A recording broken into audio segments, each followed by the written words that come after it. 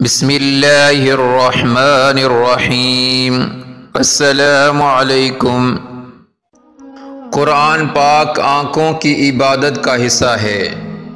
ایک حدیث میں آپ صلی اللہ علیہ وسلم نے فرمایا، اپنی آنکھوں کو ان کی عبادت کا حصہ دیا کرو۔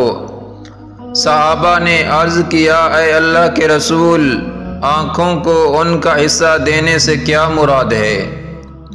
فرمایا، قرآن پاک دیکھ کر تلاوت کرو۔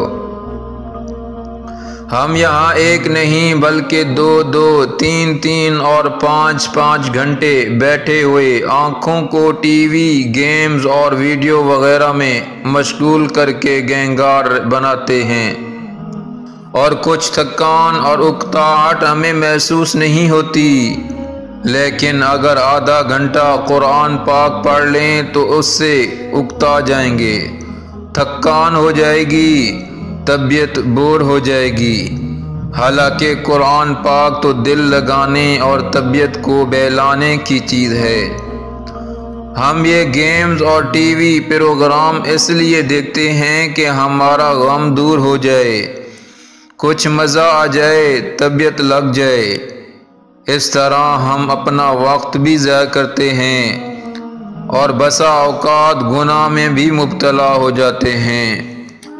لیکن اللہ پاک فرما رہے ہیں کہ ایک ایمان والے کے لیے قرآن پاک میں یہ سارے فائدے ہیں۔ اس کو پڑھیں تو سارے غم دور ہو جائیں گے، طبیعت میں نشاط آ جائے گا، اور پھر گناہ کے بجائے ثواب بھی ملے گا۔